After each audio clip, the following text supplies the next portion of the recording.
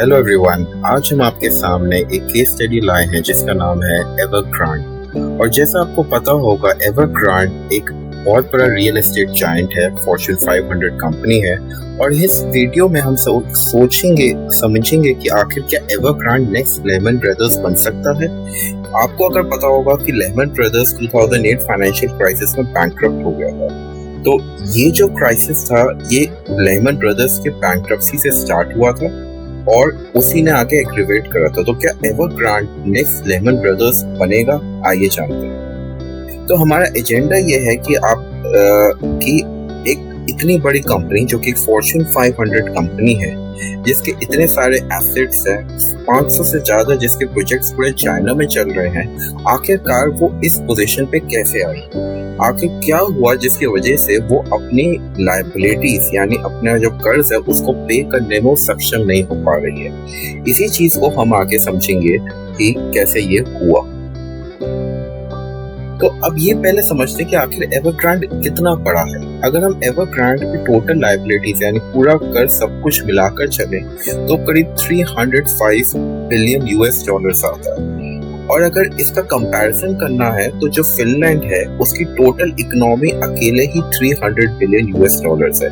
यानी फिनलैंड की इकोनॉमी के कंपैरिजन में एवरग्रांड का डेट, सिर्फ कर्ज, इतना ज्यादा है। तो ये कोई छोटा मोटा ऑर्गेनाइजेशन नहीं है, ये बहुत बड़ी कंपनी है जिसने पिछले 10-12 साल में अपनी ग्रोथ बहुत तेजी से करी है।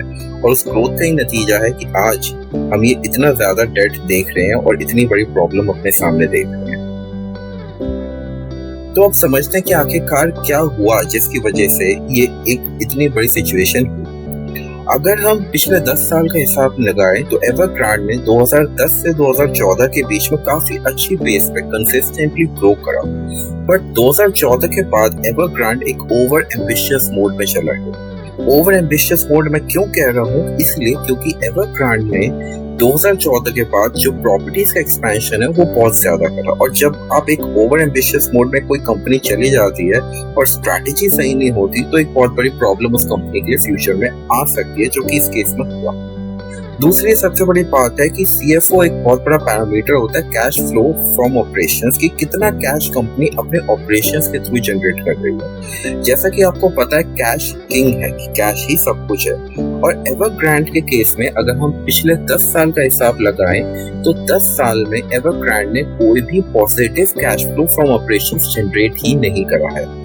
और एक कंपनी जो कि इतनी बड़ी है, ज्यादा टाइम तक नेगेटिव कैश फ्लो पे सरवाइव करना मुश्किल होगा। तीसरी सबसे बड़ी बात है, एवरग्रांड के अगर आप प्रोजेक्ट्स देखेंगे तो पूरे चाइना में फैले हुए हैं। बड़ी से बड़ी सिटी जैसे शंघाई, बीजिंग और बहुत छोटी छोटी सिटीज में भी इनके प्रोजेक्ट्स हैं। जब आपके इतने सारे प्रोजेक्ट्स होते हैं तो एक ऑप्टिमम प्रोजेक्ट मिक्स बनाना बहुत बड़ा चैलेंज हो जाता है। और उस प्रोजेक्ट मिक्स को बनाना एक सबसे बड़ी जरूरत बन जाती है, जिसकी वजह से आप इंश्योर करेंगे कि आपके मार्जिन सरवाइव कर सके। बट एवरग्रांड ऐसा नहीं कर पाए क्योंकि टियर 1 टियर 2 सिटीज में तो बहुत एक्सपेंसिव लैंड है, बट टियर 3 टियर 4 सिटीज में बहुत चीप लैंड है। बट सस्ती लैंड का मतलब ये नहीं है कि उसकी वैल्यू बहुत होगी। तो इसी वजह से एक ऑप्टिमम मिक्स बनाना बहुत जरूरी है, जिस केस में एवरग्रांड इतना कामयाब नहीं हो पाया। इसके अलावा क्योंकि एवरग्रांड ऑपरेशन से अपने कैश नहीं जनरेट कर पाया पॉजिटिव, तो उसने कर्ज का सहारा लिया।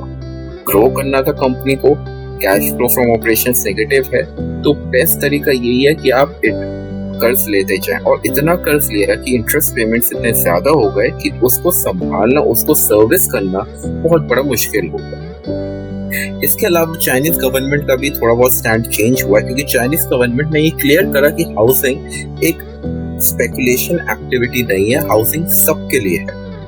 आखिरी में ये भी हमें समझना होगा कि स्ट्रैटेजी बहुत बड़ा रोल प्ले करती है कंपनी की डायरेक्शन देने में। 2010 से 12 तक कंपनी की स्ट्रैटेजी अच्छी थी कि उसने कहा कि हम कंसिस्टेंटली और स्टेबल वे में डेवलप करेंगे। बट 2014 के बाद ओवर एम्बिशियस नेचर की वजह से कंपनी ने अपनी स्ट्रैटेजी चेंज करी, और उस स्ट्रैटेजी चेंज करने की वजह से एक्सपोनेंशियल ग्रोथ तो आई, बट उस ग्रोथ के साथ साथ प्रॉब्लम्स भी बहुत सारी आई।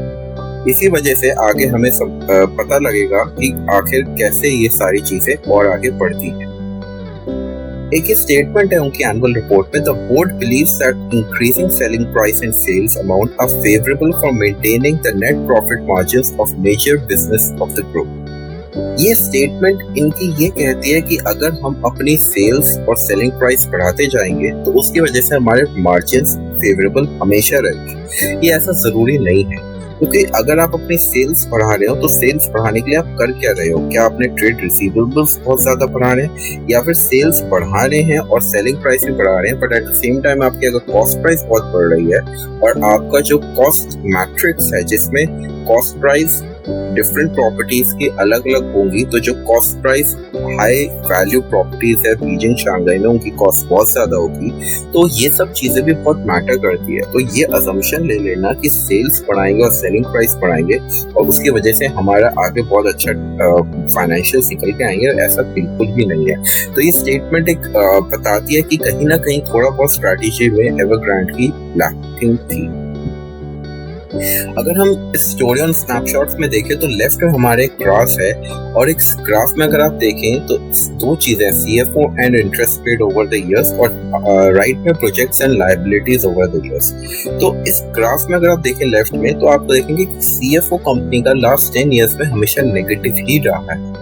Sorry, not last 10 years, last 4 to 5 years, 2014 का ग्राफ है, तो सीएफओ नेगेटिव ही रहा है। और इंटरेस्ट पेमेंट्स भी अगर आप देखें तो बहुत तेजी से ये बढ़ती ही गई, कभी कम नहीं हो पा रही है। राइट में अगर आप देखें तो 2010 से लेके 2015 तक कंपनी बहुत स्टेबली अपने प्रोजेक्ट्स बढ़ा रही है, जो आपकी येलो थिक लाइन है।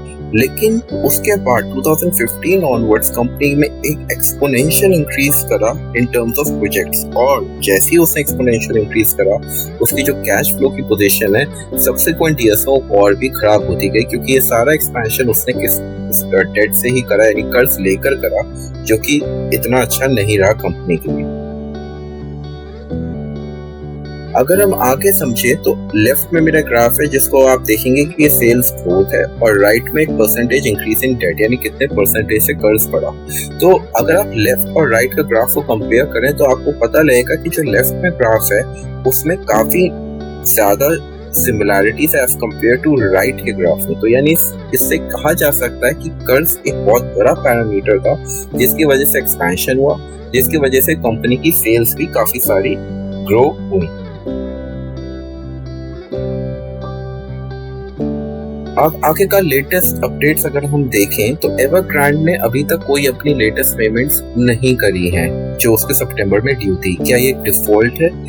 ये डिफॉल्ट अभी तक नहीं कंसिडर करा गया है, क्योंकि कंपनी को ग्रेस पीरियड मिलता है 30 डेज का, और अगर ये अक्टूबर तक पेमेंट्स कर दी जाती है तो ये डिफॉल्ट से बच जाएगा। क्या ये होगा या नहीं होगा ये कह नहीं सकते, क्योंकि चाइनीज गवर्नमेंट का भी यही कहना है कि एवरग्रांड अभी काफी स्टेबल है, रियल एस्टेट मार्केट काफी स्टेबल है। बट ये जरूर है कि एवरग्रांड एक ऐसी पोजीशन में है जो बहुत क्रिटिकल है, और एवरग्रांड के फेलियर से ना केवल चाइनीज मार्केट इफेक्ट होगा बल्कि रिपल्स जो हैं उसके ऑल ओवर वर्ल्ड भी काफी इफेक्ट होंगे। तो एक हमारी छोटा सा एनालिसिस था इस एवरग्रांड स्टोरी पे। आशा करते हैं आपको पसंद आया होगा। Thanks a lot.